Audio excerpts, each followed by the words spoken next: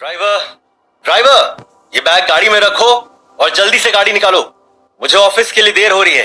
Formal dress पहने हुए अनिका जावेरी अपने बेडरूम की ड्रेसिंग टेबल के सामने खड़ी होकर बोली, लेकिन उसे किसी की भी हरकत सुनाई नहीं दी। ये ड्राइवर कहाँ मर गया? नक्श भी सुबह से गायब है। काम के वक्त पता नहीं ये सब कहाँ चले जाते हैं। बड़बड़ाते हुए अनिका ने आईने में देखकर जल्दी से अपने बालों को एक और बार संवारा और पीछे मुड़कर देखा तो वहां ड्राइवर की जगह नक्श खड़ा था। अनिका ने उसे घूर कर देखा तो नक्श ने झिझकते हुए कहा, अनिका, मैं कल गया था रमनीक भाई जूलर्स के पास, लेकिन तुम्हारा सेट रेडी नहीं था। उन्होंने कहा कि शायद 1-2 दिन और। इससे पहले कि नक्श आगे कुछ कह पाता, अचानक से ड्राइवर भागते हुए वहां आया और बोला, सॉरी मैडम, थोड़ा लेट हो गया। ये सुनते ही अनिका आग बबूला होकर बोली, कोई काम एक बार में क्यों नहीं होता तुम लोगों से? दिन भर बस टाइम पास करते रहते हो। मजाल है जो तुम लोग कोई काम ढंग से पूरा कर दो, बस बहाने बनाने आते हैं। सब के सब एक जैसे हैं, काम चोर। ये कहते हुए अनिका ने नक्श की ओर देखा और नक्श ने तुरंत ही अपना चेहरा नीचे कर लिया। तभी ड्राइवर ने सर झुकाकर धीमी आवाज में कहा, सॉरी मैडम, आगे से ऐसा नहीं होगा। Sorry my foot.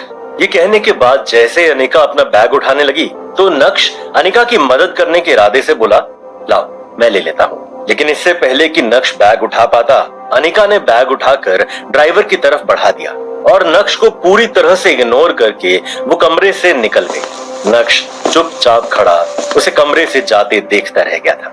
कुछ देर शांत खड़े रहने के बाद जैसे ही नक्श पीछे मुड़ा, उसकी नजर टेबल पर रखी एक फाइल पर पड़ी। जाहिर सी बात है, अनिका वो फाइल अपने बैग में रखना भूल गई थी। जैसे ही ये ख्याल नक्श को आया, वैसे ही उसने जल्दी से वो फाइल उठाई और अनिका के पीछे भागा। नक्श नीचे ड्राइंग रूम में पहुंचा तो उसने देखा अनिका किसी से फोन पर बात करती हुई हॉल से बाहर जा रही थी। जब हड़बड़ाते हुए नक्श तेजी से अनिका की तरफ बढ़ा तो वहीं पास में सोफे पर बैठी अनिका की कजन भाग्या की नजर उस पर पड़ी और ईविल स्माइल के साथ उसने नक्श के रास्ते में अचानक से अपनी टांग अड़ा दी। नक्श ने अपना बैलेंस खो दिया और वो सीधा जाकर अनिका की माँ चित्रा से टकरा गया, जो हाथ में ग्रीन टी लिए सोफे की तरफ बढ़ रही थी। नक्श की टक्कर से ग्रीन टी चित्रा के कपड़ों पर फैल गई थी। ये देखते ही नक्श के होश उड़ गए और चित्रा की आंखें फटी की फटी रह गई। वहीं दूसरी तरफ भाग्या ये देखकर बड़ी मुश्किल से अपनी हंसी रोकने की कोशिश करते हुए बोली, ओ माय गॉड, ये क्या कर दिया तुमने? दूसरी तरफ नक्श चित्रा के गुस्से से पूरी तरह से वाकिफ था। उसे पता था कि अब उसकी शामत आना तय है। तुरंत ही नक्श ने माफी मांगते हुए कहा, सॉरी, वो मैं अनिका को फाइल देने जा रहा था और आप बीच में। इससे पहले कि नक्श अपनी बात कह पाता, चित्रा अपना आपा खोते हुए बोली, अच्छा तो मैं साहिबजादे के रास्ते में आ गई, इसमें भी मेरी ही गलती है ना? भाग्या को एक और मौका मिल गया और वो तुरंत ही चित्रा के पास गई। बड़ी माँ, आप ठीक तो हैं? अरे कोई जल्दी से डॉक्टर को बुलाओ, इस आदमी ने बड़ी माँ के ऊपर गरम गरम चाय गिरा दी। चित्रा ने भाग्या को शांत कराते हुए कहा, मेरी प्यारी बच्ची, तुझे कितनी फिक्र रहती है ना मेरी, लेकिन मैं ठीक हूँ, डॉक्टर की जरूरत नहीं है, बस इस निठल्ले आदमी ने मेरी साड़ी खराब कर दी। ये सुनते ही भाग्या ने अपना फोकस चित्रा की तबीयत से हटाकर उसकी साड़ी की ओर घुमाया और वापस से राई का पहाड़ बनाते हुए बोली, शिट शिट शिट, बड़ी माँ की इतनी महंगी साड़ी खराब कर दी। अरे ये साड़ी तो एकदम एक्सक्लूसिव कलेक्शन की है ना बड़ी माँ? एक तरफ भाग्या बात का बतंगड़ बना रही थी तो दूसरी तरफ नक्श ने देखा कि अनिका वापस अंदर आ रही है। नक्श चित्रा को इग्नोर करते हुए अनिका की ओर बढ़ा और एकदम शांत आवाज में बोला, अनिका, तुम ये फाइल भूल गई। अनिका के कदम गुस्से से नक्श की ओर बढ़े और उसने नक्श के हाथ में से वो फाइल छीनी और दोबारा फोन पर बात करते हुए नक्श को देखे बिना ही घर से बाहर निकल गई। बस अनिका की एक प्यार भरी झलक के लिए तरस गया था नक्श। तभी ड्राइंग रूम में लगी टीवी पर एक ब्रेकिंग न्यूज फ्लैश हुई। ब्रेकिंग न्यूज, गुजरात की सबसे बड़ी कंस्ट्रक्शन फर्म का भविष्य खतरे में। क्या भानुशाली ग्रुप ऑफ इंडस्ट्रीज इतने बड़े नुकसान से उभर पाएगा? अब कौन संभालेगा भानुशाली ग्रुप की बागडोर? जानने के लिए बने रहिए हमारे साथ। ये आवाज कानों में पड़ते ही नक्श का ध्यान एकदम से टीवी की तरफ चला गया था। वहीं इतने में एक नौकर पानी लेकर चित्रा के पास आया। नक्श ने ट्रे में से पानी का ग्लास उठाया और चित्रा की साड़ी साफ करने लगा। चित्रा ने नक्श के हाथ से पानी का ग्लास छीना और अपना काम खुद करने लगी। लेकिन अभी चित्रा की भड़ास शांत नहीं हुई थी।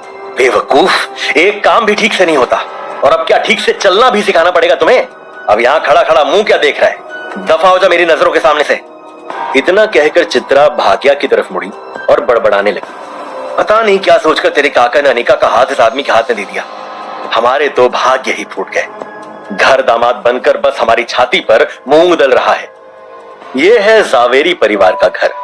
जावेरी परिवार सूरत की बड़ी बिजनेस फैमिलीज में से एक है। इस बड़े से शानदार घर में जावेरी खानदान का बड़ा परिवार रहता है और कई जॉइंट फैमिली की तरह इनके बीच में भी प्यार बस दिखावे का ही है।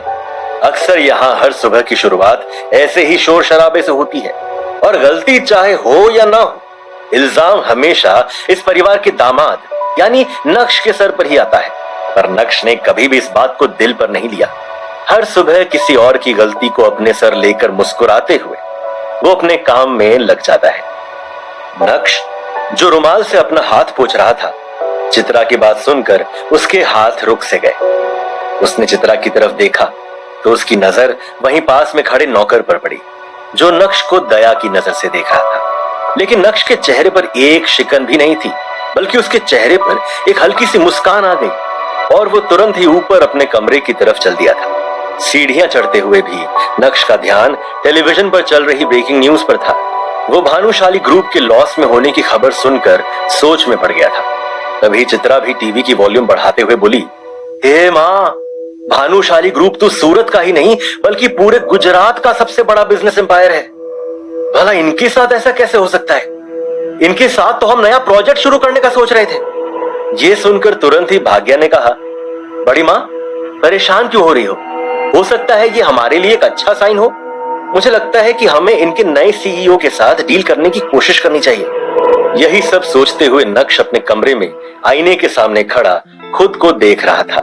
नक्श के चेहरे पर हल्की सी मुस्कुराहट थी जो उसकी आंखों की चमक को और बढ़ा रही थी। तभी नक्श की नजर ड्रेसिंग टेबल पर रखी अनिका के पिता रसिक जावेरी की एक तस्वीर पर पड़ी।